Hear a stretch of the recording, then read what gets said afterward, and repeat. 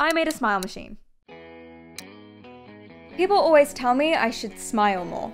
On stream, in comments, on the street, randomly. And it's all because I suffer from a chronic medical and psychological condition. Resting bitch face. So, out of spite, I developed a cure. I made a machine that smiles for me.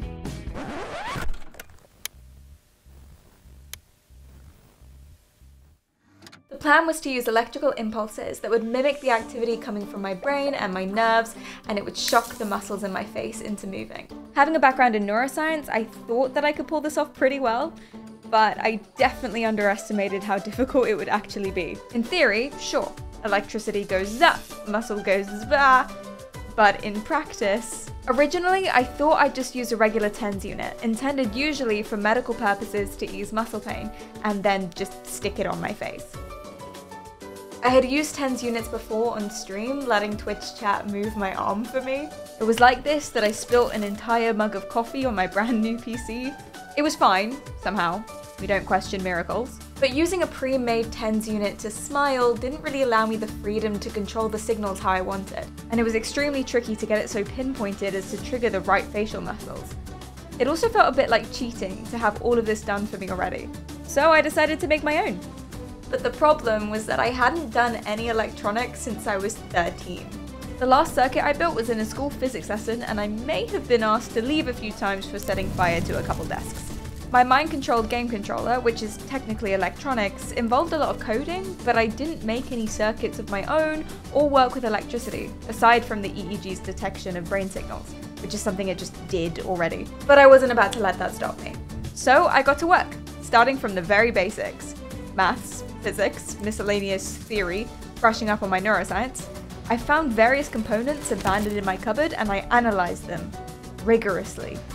And I researched. And after a while I found an amazing project done by Handaru where he connected his facial muscles to a controller. I'll link this video below so you can see it for yourself. I was ready. My plan was to build a circuit linking an Arduino to a transistor that would pulse around 15 volts to electrodes, which matches the maximum of a TENS unit. These electrodes would then go on either side of my mouth and hopefully lift it into a smile when I pressed a button. Yeah, that's 9 volts. First, I worked on the code, and then I took it to the breadboard. So now I had a very, very, very preliminary first draft of the machine, but the first thing that I noticed is that 15 volts is not enough. I could barely feel anything, let alone make anything move. So I just added more. A lot more. Now it was outputting around 50 volts. To put that into context, 50 volts is about as much as it would take to make you feel like your whole face is covered in wasp stings. And if I wasn't careful, I could actually burn my skin. But now I was really starting to get things moving. Oh yeah, it works. If, granted, things were starting to get a little bit spicy.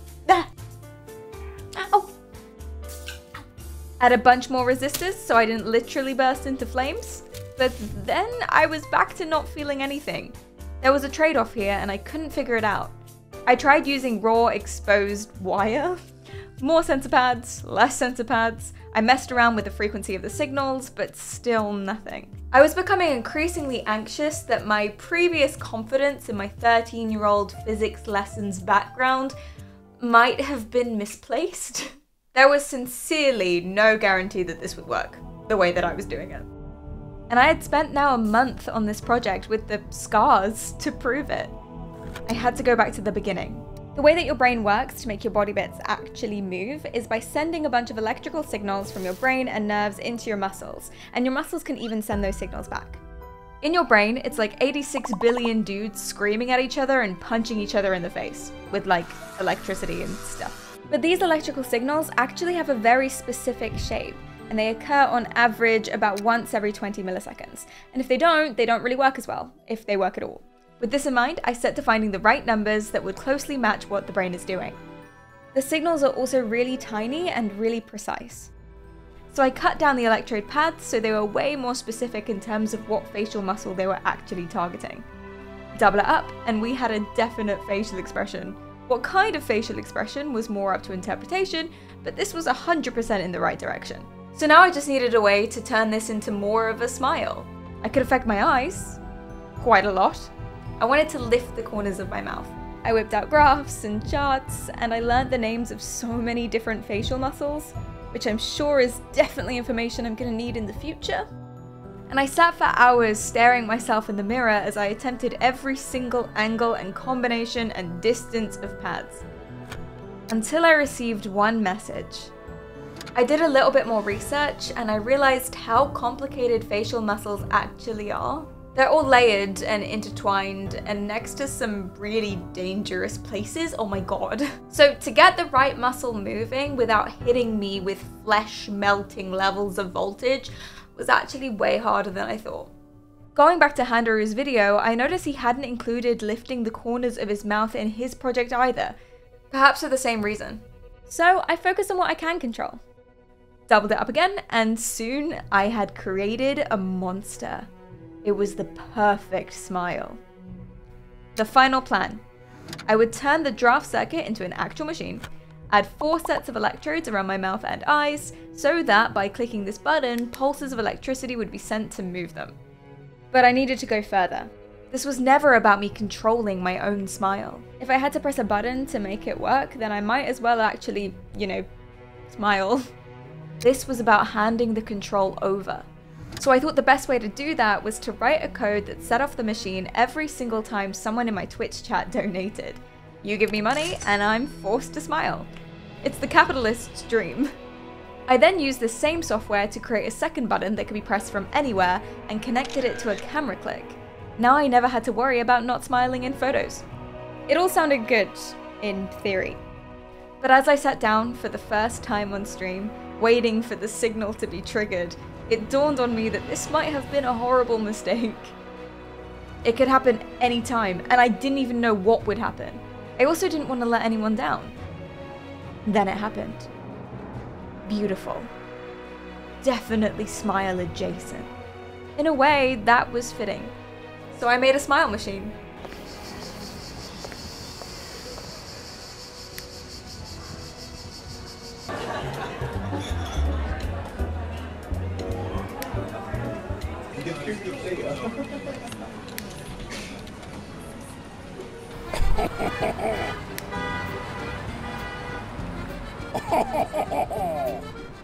Losing control of my own facial expressions, my own feelings, which to be honest was really uncomfortable and actually at times a little bit upsetting, really highlighted to me that we actually do this to ourselves all the time. We are puppets when we let what other people think control what we do and drive our authenticity. My smile never being quite right is an embodiment of that. Or just me not being very good at electronics, but I prefer the embodiment thing. At the end of it all, if you want to frown, frown. Because a sincere, authentic smile is incomparable to anything your puppet strings might pull.